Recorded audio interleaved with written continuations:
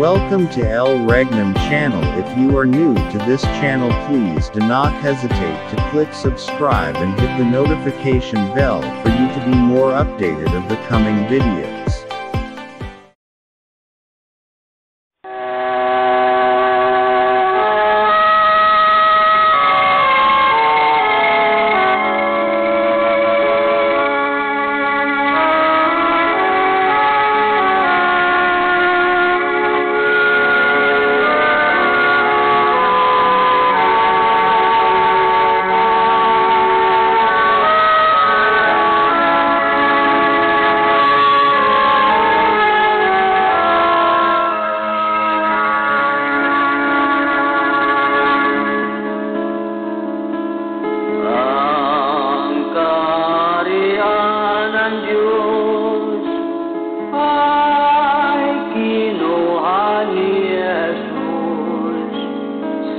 Lumang Jerusalem, sa bayang muda Israel, kanyang ibinigay sa bansang nagbubunga, sa Diyos na kay Kristo na pananampalataya. Ang kaharian ng Diyos ikinukli ni Jesus. Hanapin natin ang bagong Jerusalem. May palatandaan ang malayong silangan, mga puno ng dagat, itong bansang Pilipinas. Sa lupang inirang ang ating tahanan, doon si Kristo maghari na walang hanggan. Tayo'y umasa at sumampalataya. Doon wala nang gutom at wala nang pagluluha.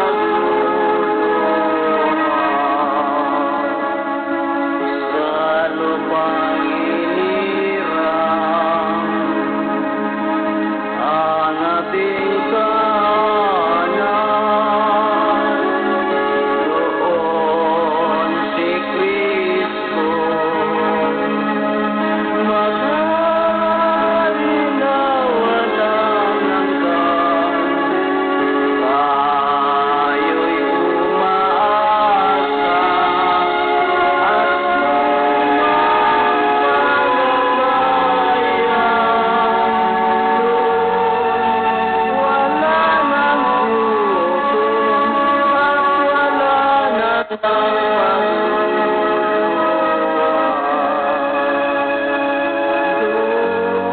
Doon wala nang gutom at wala nang pagluluha.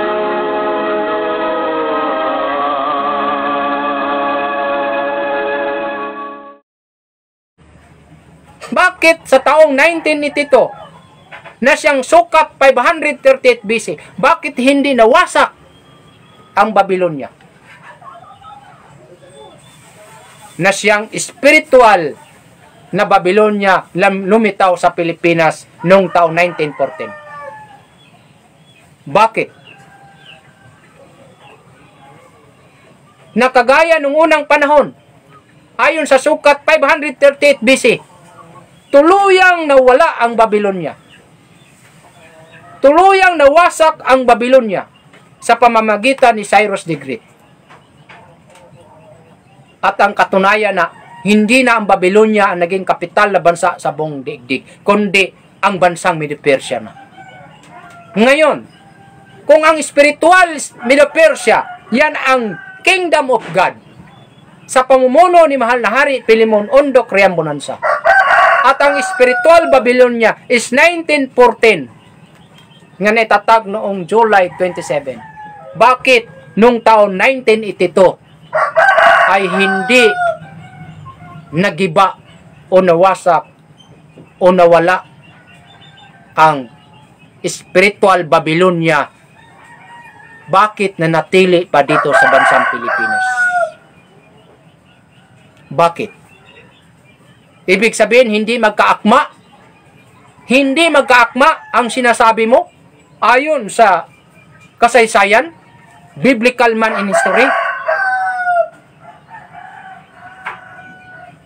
Mayroon po tayong kasagutan dyan, mga kapatid.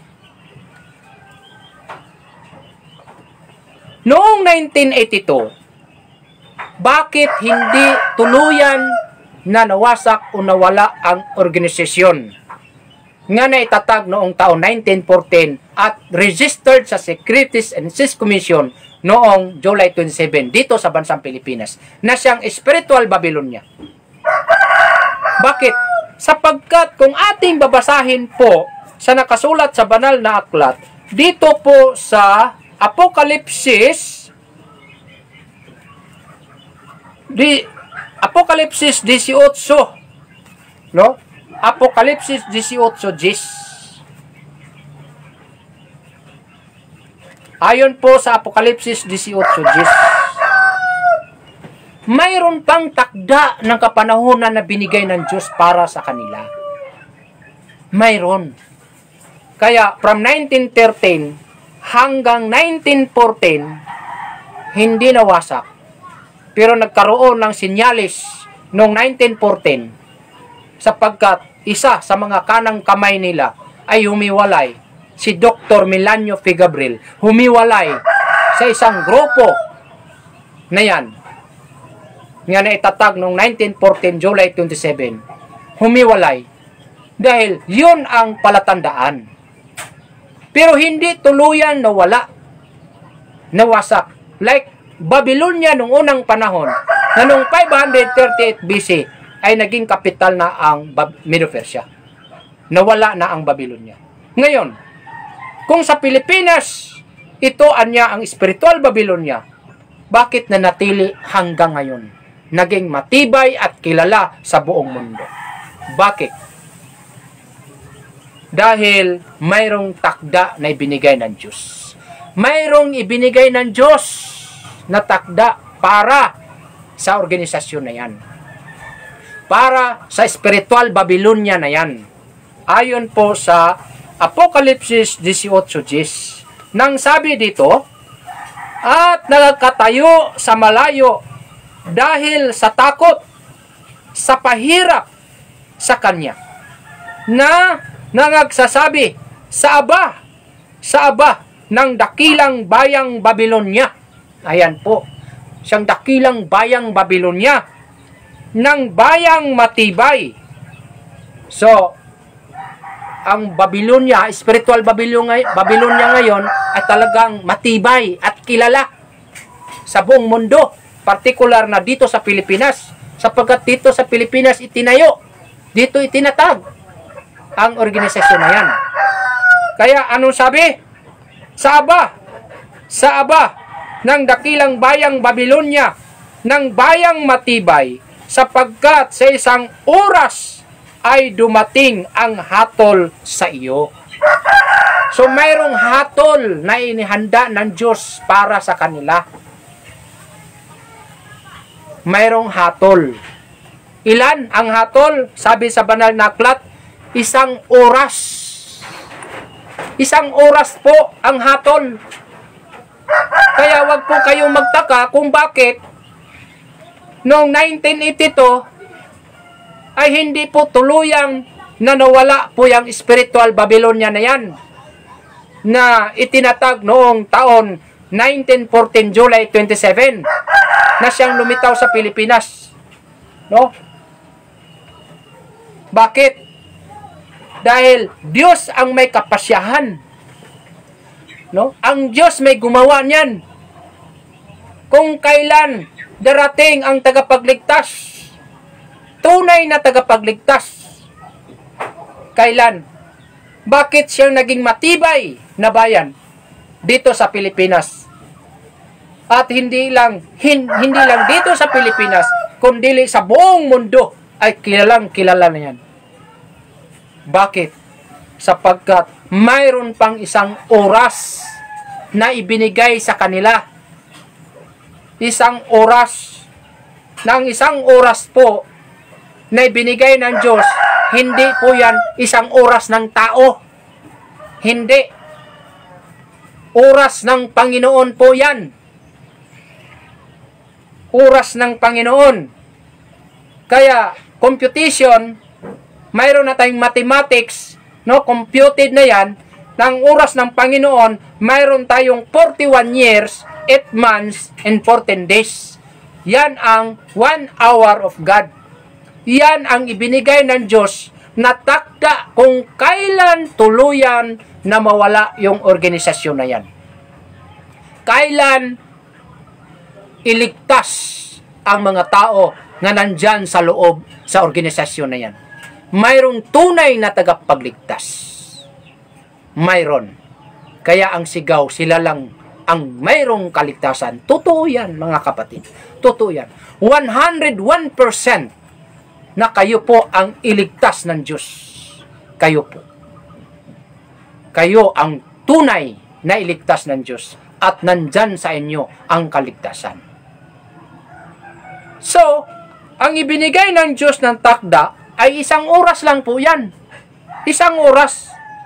Extension na ibinigay ng Diyos from 1982. From 1982, ang isang oras po, kung bibilangin mo yan, 41 years, 8 months, and 14 days. Ganito po ang husay natin. Ganito po. From 1982, July 27, idagdag mo yung isang oras na takda ayon po sa binasa natin, takda para sa spiritual Babylonia. No? 41 years, 8 months, and 14 days. So, mayroon tayong sagot na 2023. 15 months and 41 days. So, yung 41 days, no? Ang isang buwan, wala po tayong 41 days. Ang regular natin na araw is 31 and 30. Mayroong 28, 29, 30, and 31. So, kung sumadahin mo yan sa bilang na yan, ang pinakamaraming bilang na yan, sa buwan na yan, is 30 lang. 30. No? 30. Kaya, yung 41 days, bawasan mo ng 30 days. Kaya, mayroon tayong sagot na 11 days. Ngayon, yung 15 months, idagdag mo yung isang buwan, magiging 16 months. No? 16 months. Kaya, yan ang sagot. Mayroong 2023 and 16 months and 11 months. Ngayon, i-bring down natin yung 11 months. 11 days. 11 days. Kasi, yung isang buwan, dinagdag na natin doon sa, 15 days. So, magiging 16 days. Ang isang taon, wala pong isang taon na 16 days, 16 months. No? Wala. Isang taon, 16 months. Wala eh. So, ang, dyan, ang isang taon is 12 months lang. 12 months lang, mga kapatid. Kaya, ang 16 months, bawasan natin ng 12 months, mayroong naiiwan na 4 days. No? 4 days. Kaya ang isang taon, idagdag natin doon sa 2023, no? Ang 3, dagdagan natin ng 1, bring down 4, bring down to 0 and 2. The answer is 2024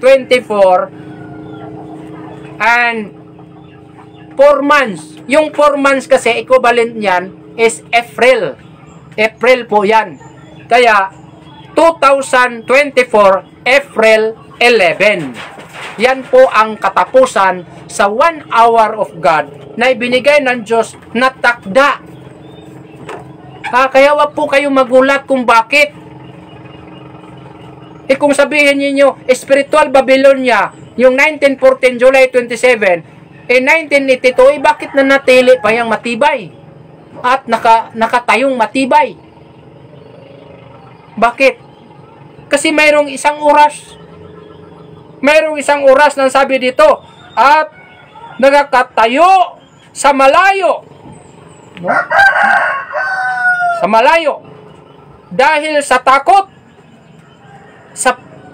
sa pahirap sa kanya, na nagsasabi sa aba ng dakilang bayang Babylonia, yung spiritual na Babylonia ngayon dito sa Pilipinas, ng bayang matibay, sapagkat sa isang oras ay dumating ang hatol sa iyo. So mayroong kahatulan.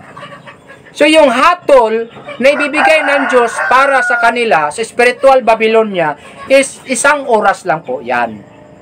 Kaya matapos ang isang oras po is sa 2024, April 11. Anong taon na ngayon? 2023. 2023 na lang, 2023. Kaya from 1982 hanggang 2023, di ba nakatayot matibay ang organisasyon na yan? Kilalang kilala sa lipunan, no?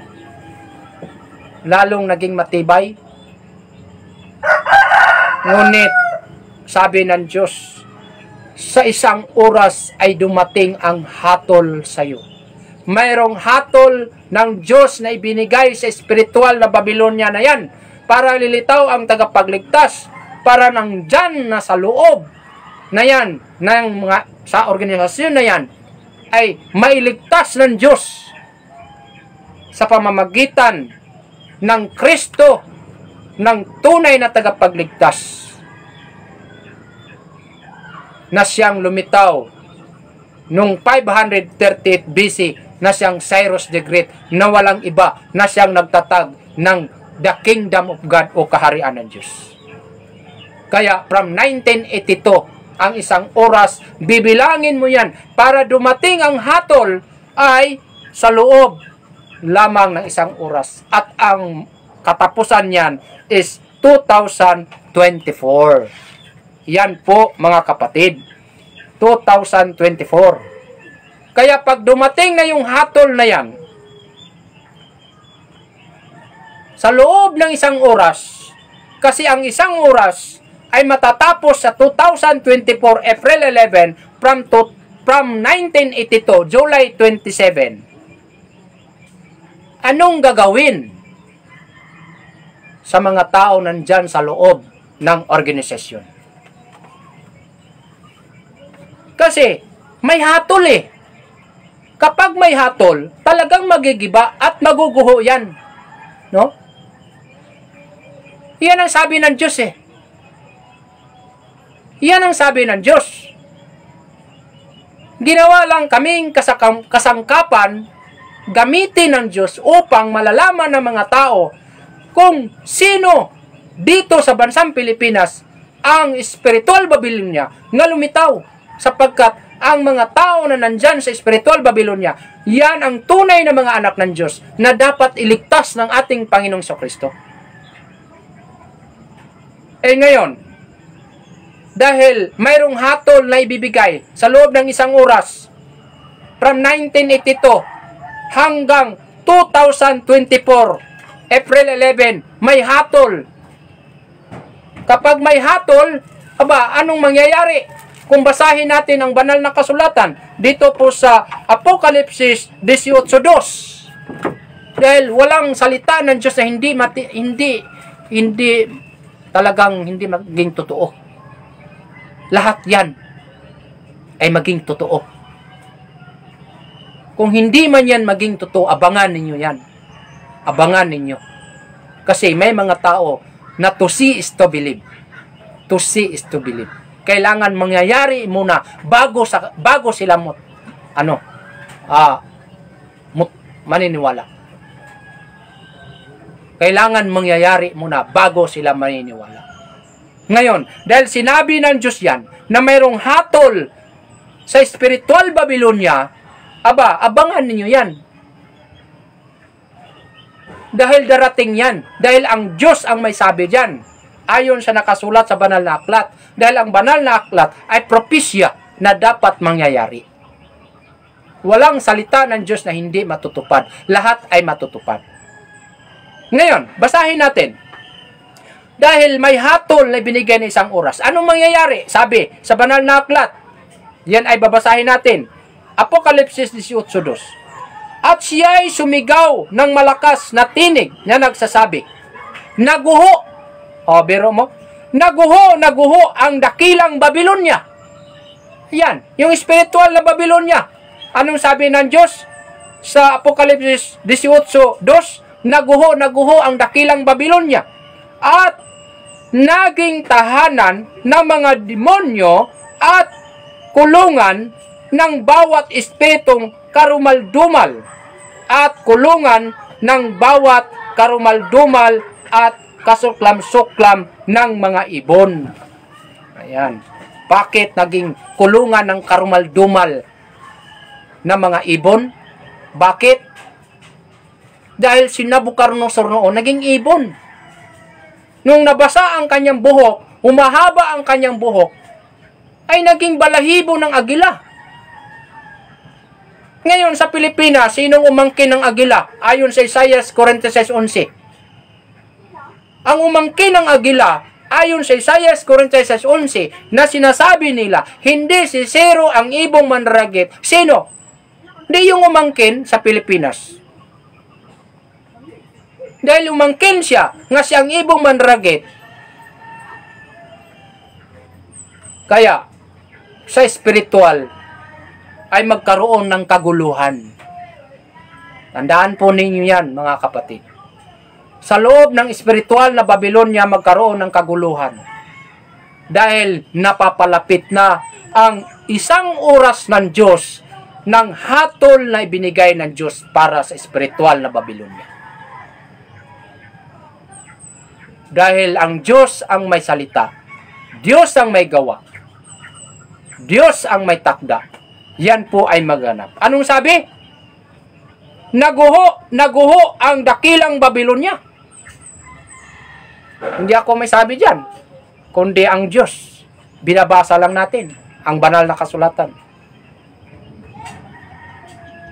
At naging tahanan ng mga demonyo at kulungan ng bawat espiritong karumaldumal. At kulungan ng bawat karumaldumal at kasuklam-suklam ng mga ibon. Sa lahat ng ibon, anong ibon ng kasuklam-suklam? Di ba agila? Di ba agila? Kaya mga kapatid, kung kayo man ay nasa loob ng spiritual Babylonia nga naitayo noong taon 1914, July 27, may hatol po dyan.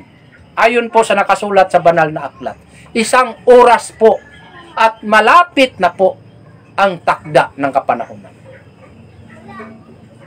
At darating po yan.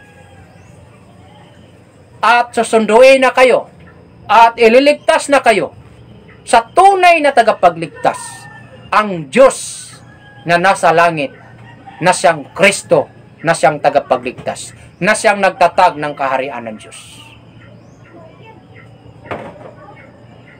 Kaya pag naguho, halimbawa kung sa isang building, no? Sa isang building po, pag maguho na yung building, no? Kung ang mga tao nandyan sa loob ng building, anong mangyayari kung ang mga tao hindi lalabas sa building na yan? Naguho na. Maguho na yung building. Kayong sasagot. Kung magmatigasan man ang ulo ninyo, nga manatili kayo sa isang building na ang sabi ng Diyos, maguho. Aba, kawawa po kayo. wala po kayong kaligtasan dyan. Kailangan, lalabas po kayo sa isang building. Lalabas po kayo. Kasi yan po ang panawagan ng Panginoon. Yan po ang panawagan ng Panginoon. Kapag maguho na ang Babylonia, yan ang spiritual Babylonia, sapagkat isang oras lang yan, pag naguho na yan, ang panawagan ng Diyos, lalabas po kayo. Lalabas po kayo dyan sa building na yan. Upang wag kayong maramay sa kanyang salot. Nanawagan ba ang Diyos na lalabas kayo? Kayong nasa loob, sa loob na yan, ng spiritual Babylonia, nga naitatag noong 1914 July 27. Panawagan ba ng Diyos? Kaya dumating na niya yung sinabi ninyo na kayo lang ang ililigtas. Kayo lang ang ililigtas at kayo lang ang mayroong kaligtasan. Bakit? Nasa loob kayo ng building eh. Nasa loob kayo ng isang organisasyon na matibay na organisasyon. Isang matibay na building. Nandyan kayo sa loob. Kapag nandyan kayo sa loob, ngunit ang building na yan ay maguho na yan, kawawa kayo kung hindi kayo lalabas. Dahil kayo ang tunay na mga anak ng Diyos. Ano ang panawagan ng Diyos? Ayon sa nakasulat sa Banal na Aklat, dito po sa Apokalipsis 18:4, ganito po ang pahayag. At narinig ko ang ibang tinig na mula sa langit. Tinig na mula sa langit na nagsasabi, "Mangagsilabas kayo sa kanya, bayan ko, upang wag kayong mangaramay sa kanyang mga kasalanan at wag kayong magsitanggap ng kanyang mga salot." Kaya, paanyaya po ng Diyos, magsilabas kayo sa kanya, bayan ko. Kaya ang tunay na bayan ng Diyos, ang tunay na mga tao ng Diyos, ang tunay na mga anak ng Diyos ay nasa loob ng organisasyon na naitatag noong 1914 July 27. Na yan ang spiritual Babylonia nang sabi ng Diyos, sa isang oras ay dumating ang hatol sa iyo. Mayroong hatol na ibinigay ng Diyos. Sabi ng Diyos, hatol, kaya magaganap po yan. Sabi dito, naguho ang dakilang Babylonia at naging tahanan ng mga demonyo at kasuklam-suklam na mga ibon. Kaya, pag nandyan po kayo, payo po ito at panawagan ng Diyos. Ayon po sa Apokalipsis 18:4 nang sabi, at narinig ko ang ibang tinig na mula sa langit, mula sa Diyos, na nagsasabi, magsilabas kayo sa kanya, bayan ko, upang wag kayong mangaramay sa kanyang mga kasalanan at wag kayong magsitanggap ng kanyang salot. Kaya may salot. Gaya ni Nabucodonosor nung unang panahon sa bansang Babylonia. Sinilutan siya ng Diyos. May takda ng panahon. Kaya ang Babylonia na naging kapital na bansa sa buong mundo ay nawasak at pinalitan ng bansang Medo-Persia sa pamumuno ni Cyrus the Great. Kailan? Noong 538 BC. Kaya 538 BC, ayon po sa appointed time of God, 2520, the answer is 1982. Kaya 1982, lumitaw ang tunay na tagapagligtas sa mga anak ng Diyos dito sa lupa, na walang iba ang nagtatag ng kaharian ng Diyos o Kingdom of God dito sa Pilipinas, na narehistro sa Securities and Exchange Commission noong July 27, 1992. Yan po, mga kababayan kong mga kapatid, na takda ng isang oras. Kaya tayong taga-Kingdom of God, dahil ang Kingdom of God Yan po ang espiritual ng Medo Persia. Aba, sabi ng iba, nawasak na. Nawala na ang kingdom of God. Oy, mag-sure oy. Hindi pa nga nakapag-umpisa paghari. Sabihin ninyong mawala na ang kingdom. Baka kayo ang putulin at lilipulin ng kaharian ng Diyos. Dahil ang kaharian ng Diyos ay manatili magpakailanman. Kaya kung alamin mo, yung 538 BC, nung naging kapital na bansa sa buong mundo ang Medo Persia, naghari sa loob ng 207 years. Kung ang spiritual na Medo Persia, yan ang Kingdom of God from 1982. Sabihin ninyo, nawasak na dahil nawala na si mahal na hari. Uy, mag-sure mo, uy. Mayroon pang 207 years ang paghari ng Kingdom of God na yan ang spiritual Medo Persia. 207 years, mga kapatid. At matatapos yan from 1982 is 2,189 years. Sabihin ninyong nawasak na ng kingdom. Nawala na yung kingdom.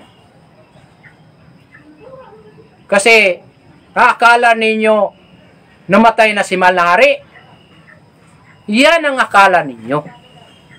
Kaya bigla kayong humiwalay. Bigla kayong lumiko sa ibang daan.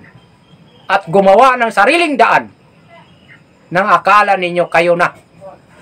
Mag-sure mo ay. Dahil wala nang ibang kingdom na itinayo ni mahal na hari.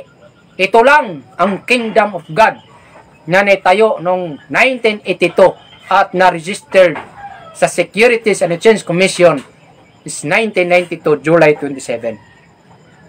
Kaya, from 1982, kung bilangin mo yung paghari ng Medo Persia, is 207 years. Matapos ba yan? 2,189 years. E anong taon pa ngayon? 2023. Mag-isip-isip naman kayo. Kaya kung akala ninyo wala na, iwanan ninyo ang Kingdom of God. Hiwalay kayo. Lalabas kayo. Dahil sabi ng Diyos, ang magtagumpay hanggang sa wakas ay siyang maliligtas. Yun lang na natili, sabi sa banal na aklat. Ang nanatili hanggang sa wakas ay siyang maliligtas. Hindi pwedeng mananatili yung himiwalay. Hindi po yan. Hindi. Ang nanatili hanggang sa katapusan ay siyang maliligtas.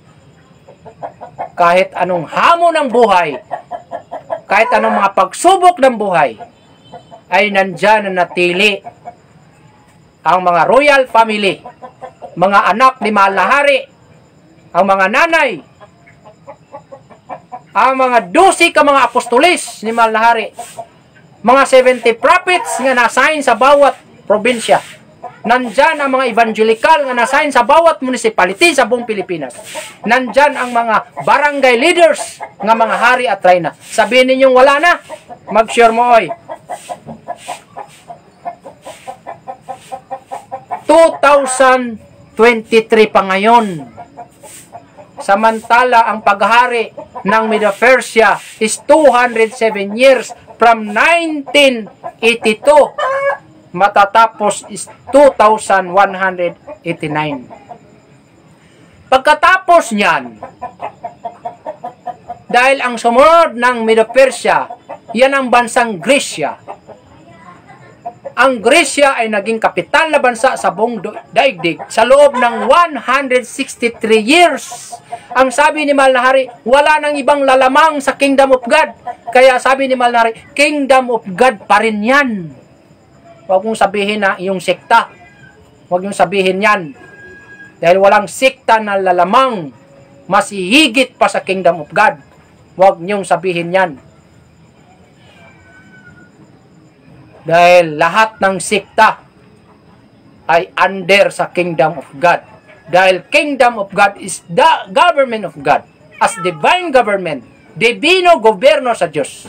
Kahit ano pang sikat ng iyong sikta, kahit anong pang maraming tao kayo, hindi kayo hihigit sa kingdom of God.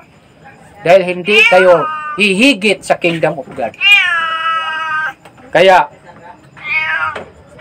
idagdag mo yung 163 years sa paghari ng Gresya.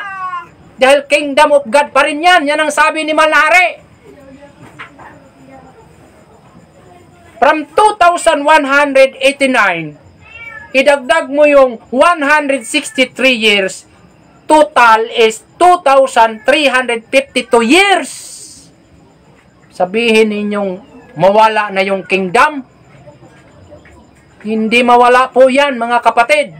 Diyan ang akala nyo. 2023 pa tayo ngayon.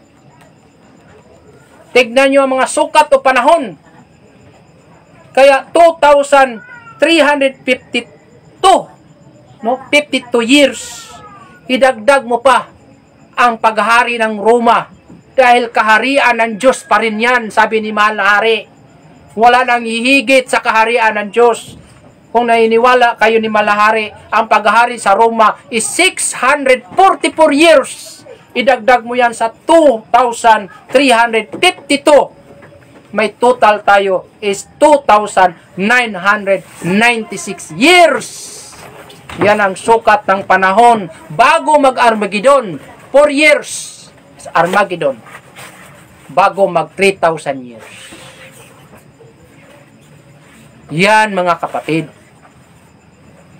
Kaya ang kaharian ng Diyos mula noong 1982, si mahal na hari naghari sa loob ng 40 years. Like Solomon, David,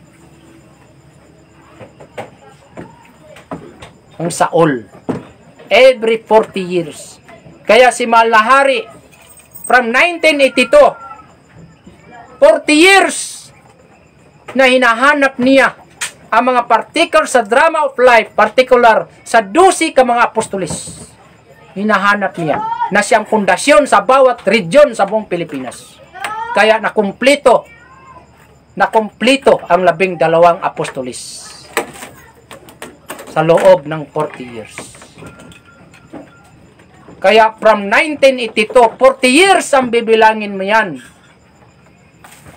2022, July 27, nagkaroon po tayo ng human flag at pagpakilala sa divino gobyerno sa Diyos sa Pilipinas, na ang nagdala sa divino gobyerno ng Diyos as divine government is kingdom of God. Kaya ipinakilala natin ang bandila ng divino gobyerno ng Diyos as bandila ni Dr. Jose Rizal as divino gobyerno sa Diyos dito sa Pilipinas noong taon 2022, July 27. Kaya nagkaroon po tayo ng human flag. Mayroon po tayong grand parade. Nagparade po tayo mula sa Rizal Shrine, Dapitan City, sa parke ni Dr. Jose Rizal. Inikot natin ang buong Bayang Banal. Bayang Banal na yan ang Dapitan City. The only shrine city of the Philippines is Dapitan, ang Bayang Banal. Kaya doon nagumpisa na ipinakilala ang divino gobyerno sa Diyos noong July 27, 2022. Ngayon, dahil ang isang oras ng Diyos is 41 years, 8 months, and 14 days. No? 42 years yan, in short. Kaya, from 2022, no? From 19 to 40 years, idagdag natin ang 2 years. Kasi ang 1 hour of God is 42 years yan. 42 years. Yung 41 years, 8 months, and 14 days So, magkakaroon po tayo ng mathematics dyan. Is, run off natin is 42 years. 42 years. Kaya, from 2022, idagdag natin ang 2 years na yan din ang sukat ng isang oras na 41 years, 8 months, and 14 days from 1982. The answer is 2024, April 11. Yan po ang sukat. Kaya ang sabi ni Mahal na Hari Pilimon Ondok Riambonanza, magkakaroon ng full establishment ang Dibino Gobyerno sa Diyos sa 2024. 2024. Dahil dito, makilala sa lahat ng mundo, partikular sa Pilipinas, na ang nagdala sa Dibino Gobyerno sa Diyos, ang mga hari at mga reyna, nga makilala ninyo sa 2024 April 11. Kaya mayroon po tayong pagbubunyi, no? Mayroon po tayong pagbubunyi. Kailangan paggagalak dahil yan ang full establishment sa Dibino Gobyerno sa Diyos. Na mayroon ng tao, mayroon ng leader sa barangay na mga hari at reyna, mayroon ng leader sa bawat municipality sa buong Pilipinas na mga hari at reyna, at mayroon ng mga leaders sa bawat probinsya sa buong Pilipinas na mga hari at reyna, at mayroon na mga hari sa bawat region. Magaganap po yan sa 2024 April 11. Dahil yan ang sukat. Kaya kung babasahin po natin sa nakasulat sa banal na aklat, no?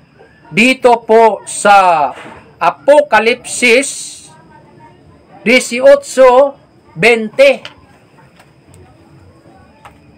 ito po ang pagbubunyi. Yun po ang panalo ng Kingdom of God sa Pilipinas. Hindi ba kayo sasabay sa panalo sa Kingdom of God?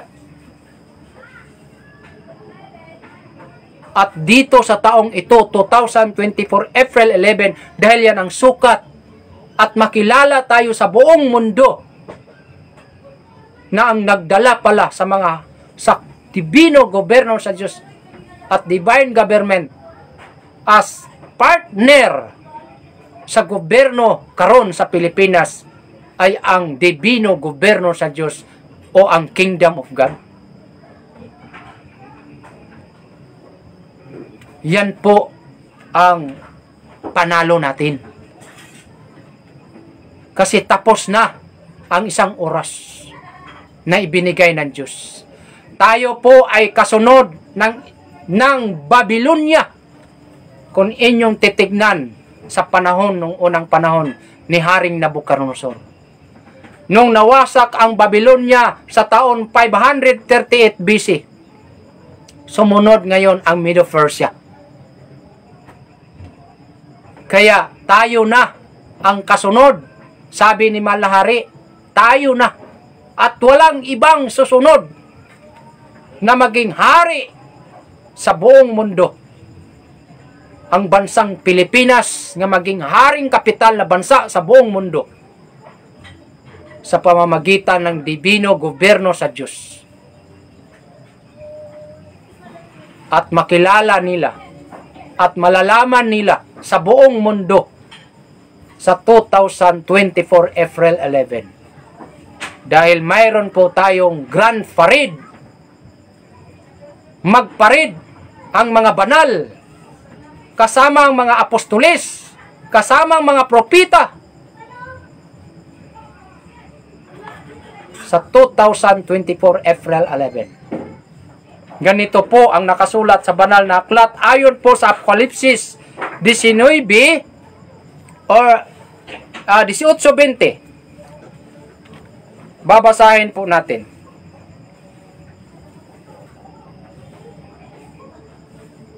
magalak ka tungkol kaniya. O langit, at kayong banal. Kabera mo? Mga banal. Kayong mga banal. At kayong mga apostol. Mga apostoles. Kayong mga apostol. At kayong mga propita. Yung mga propita, yung mga na-assign sa probinsya.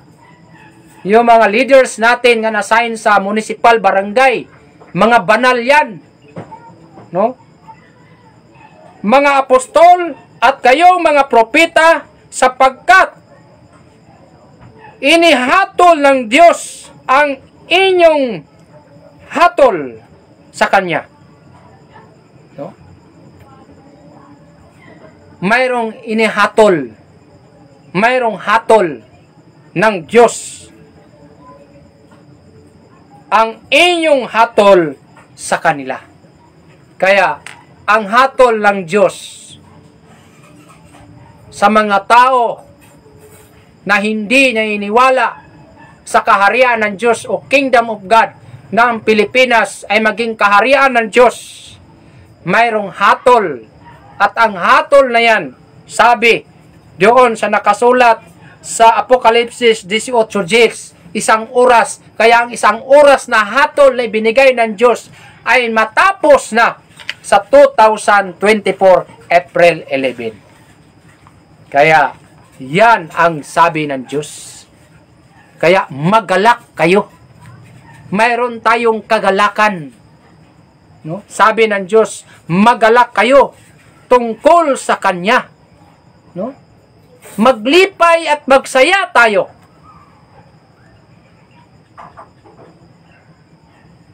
Bakit? Bakit magsaya at maglipay tayo? Tayong mga apostol, tayong mga banal, tayong mga propita, sapagkat inahatol na sa Diyos sa kanila. Kaya ang hatol sa kanila, tapos na ang isang oras ng Diyos. 1 hour of God from 1982. Matatapos po yan sa 2024 April 11. Kaya magsaya. Kaya mayroon tayong big event na gagawin. Hindi yung wala tayong gagawin dyan sa 2024 April 11. Malaking kaganapan sapagkat yan po ang katapusan sa isang oras. Yan po ang isang oras ng katapusan ng isang oras. At yan po ang unang araw na maihayag na ang mga banal, mga propita, mga apostolis dito sa bansang Pilipinas. Dahil Paul established na ang kaharian o divine government sa Pilipinas. Dahil may grand parade na gagawin sa Kingdom of God sa 2024 April 11, 2024. Hindi pa kayo magalak at masaya sa kaganapan na yan? Na matagal nang inaantay natin. At yun ang kaganapan na magaganap. Doon tayo magkaroon ng katuparan na tayo ay tunay na mga hari at reyna na. Hindi nga tayo nahiya na tayo nagpatawag na hari ngayon at reyna. Nagtatawagan tayo ng hari at reyna. Pinagtatawanan tayo sa mga tao na sila'y mga hari at reyna, bagamat walang pira. Ini-small tayo, minamaliit tayo, pero okay lang, walang problema yan, dahil plano ng Diyos. May plano ng Diyos nga nakahanda para sa atin.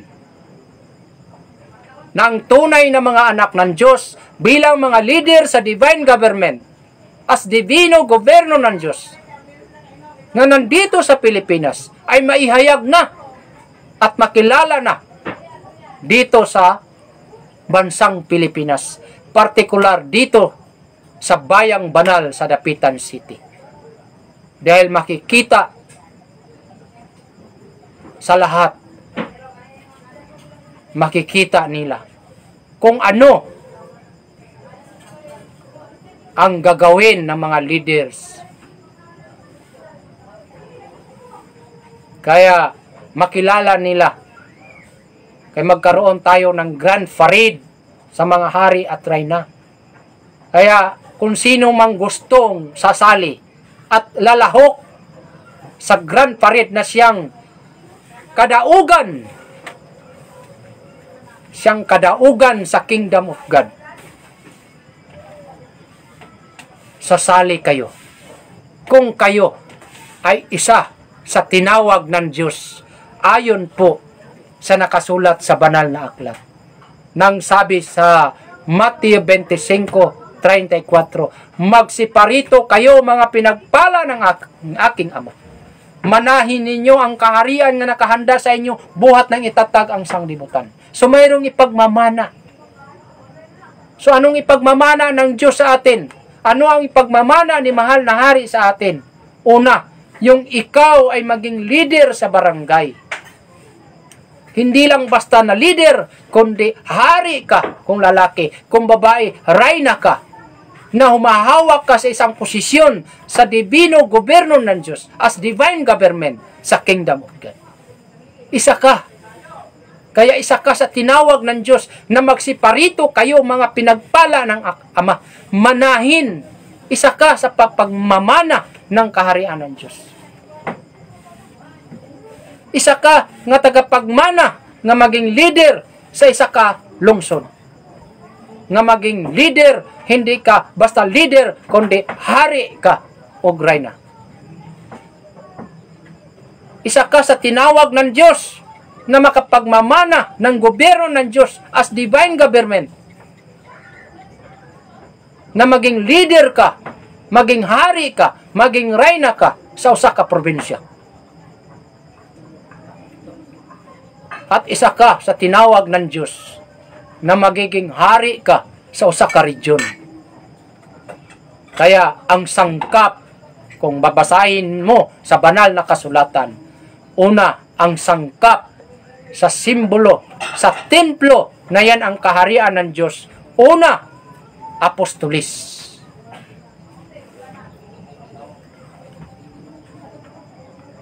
Apostolis.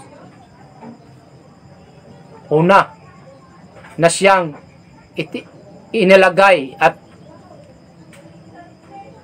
na-assign sa isang region.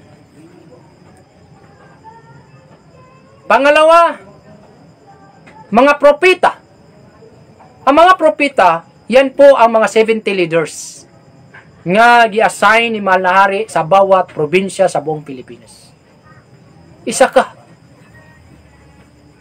nga tinawag ng Diyos nga karapat-dapat. Paano ka maging leader kung hindi ka kumilos?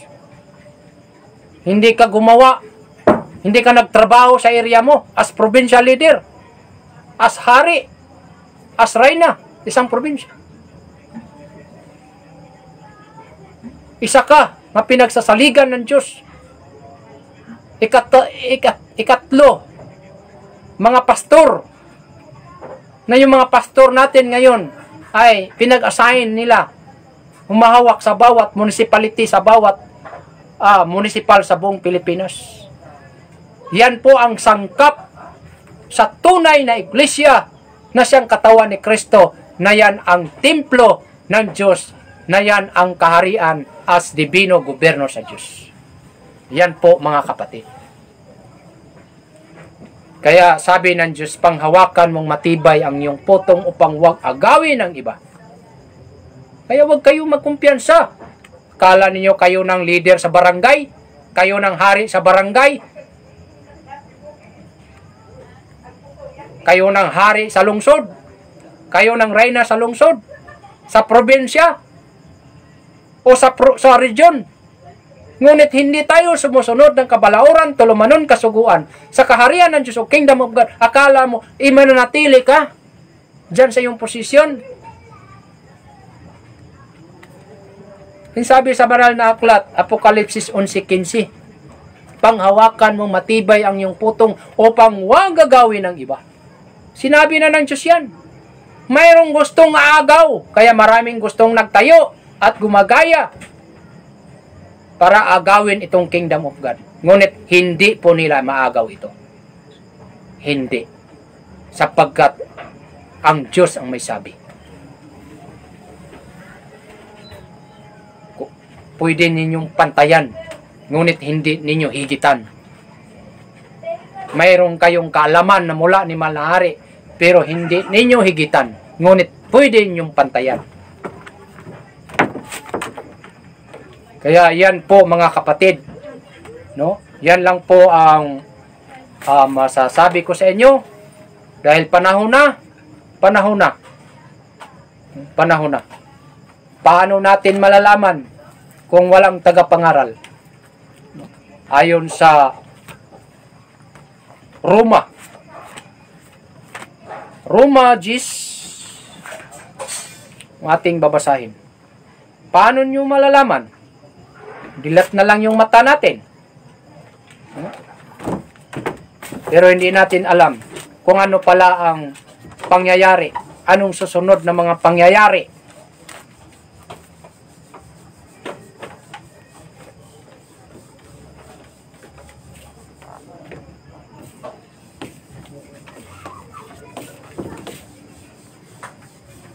Kaya, kailangan mayroong tagapangaral. Kasi kung walang tagapangaral, hindi po ninyo malalaman kung ano. Ayon po sa Roma 10:14. Ito po ipapakinggan natin. Paano nga silang magsisitawag doon sa hindi nila sinampalatayanan? Paano nga kayo magsitawag ni mahal na hari na Panginoon o Diyos na Sang Kristo, ngunit hindi ninyo sampalatayanan? Hindi kayo naniniwala. Bakit? Hindi nyo alam eh. At paano silang magsisampalataya, no? Sa Kanya na hindi nila napapakinggan. Ayun. Kaya paano kayo magsampalataya kung walang tagapangaral? Hindi niyo napapakinggan. At paano silang magkikinig na walang tagapangangaral? Kaya mayroong tagapangangaral. Like Jesus Christ, nangangaral. Like 12 disciples. Kaya mayroong tagapangaral. Para malalaman ninyo kung ano ang mga bagay-bagay na nakalipas, ano yung mga bagay na dapat mangyayari, at ano yung mga bagay na mangyayari pa. At paano silang magsisipangaral kung hindi sila mga sinugo? Paano nga kayo magsipangaral kung hindi kayo sinugo? Kami, bakit kami nangangaral? Kami ba'y sinugo? Sinugo ng Diyos. Bakit? Nung tinipon ni Jesus Christ ang 12 apostoles, binigyan ng kapangyarihan at sinugo ni Jesus Christ ang 12 sa pagpapagaling ng iba't ibang klaseng sakit ng karamdaman ng tao, at isinusugo na ipinangangaral ang mabuting balita ng kaharian ng Diyos.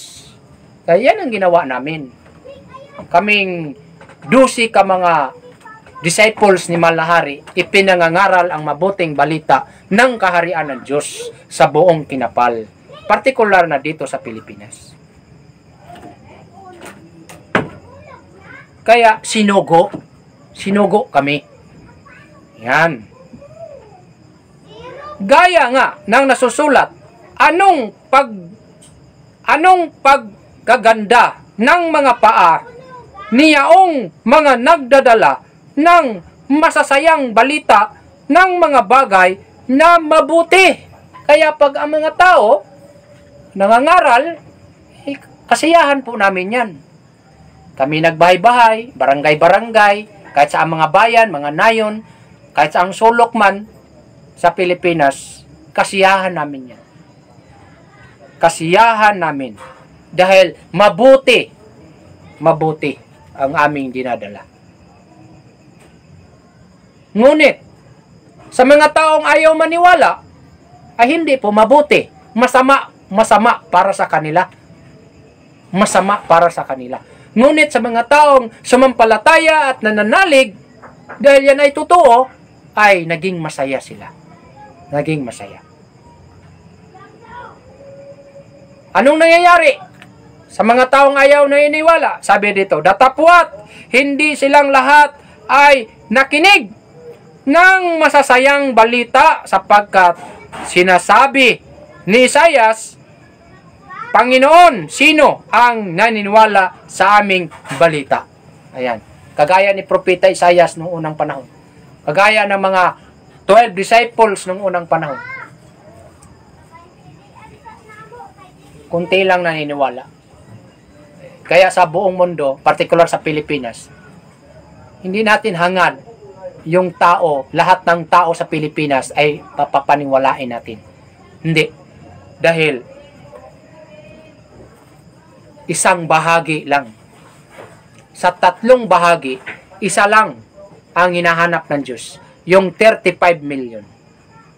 Sa 35 million katao, dyan pa tayo maghahanap na magiging piling-pili, pinong-pino. Ngunit sa 35 million, dyan pa tayo pipili kung sinong karapat-dapat na mailagay natin sa bawat barangay sa buong Pilipinas, bawat munisipal sa buong Pilipinas, bawat probinsya sa buong Pilipinas.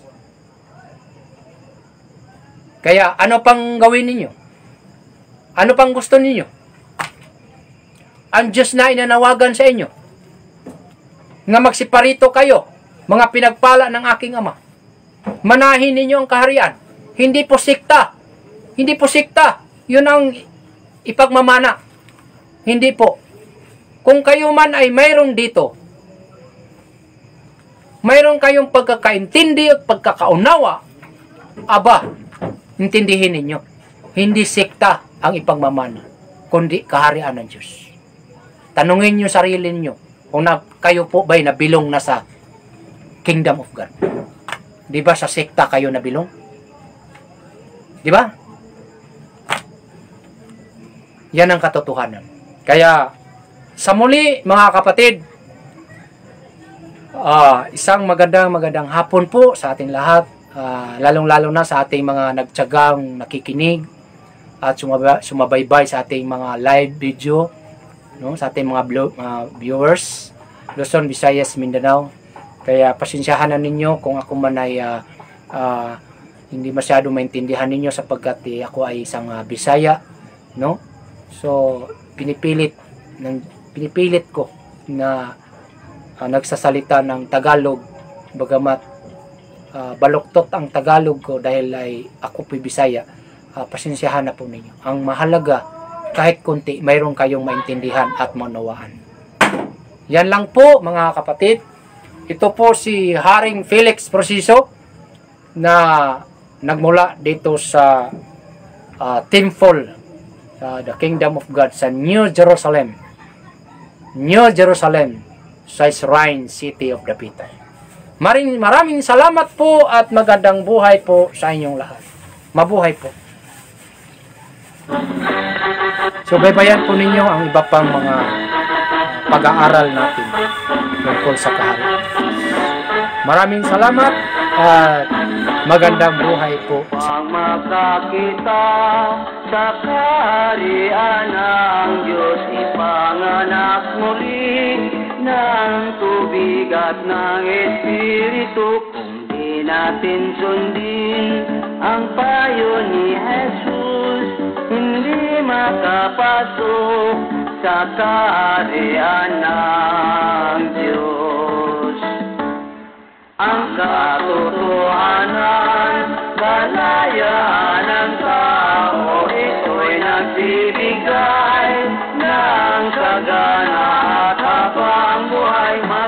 magsisamba tayo sa Diyos Espiritu.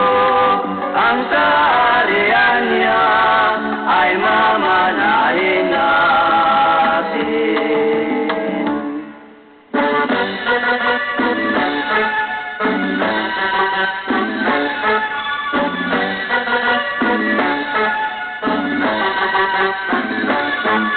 Upang makakita sa kaharian ng Diyos, ipanganak muli ng tubig ng Espiritu. Di natin sundin ang payo ni Jesus, hindi nakapasok sa kaharian ng Diyos.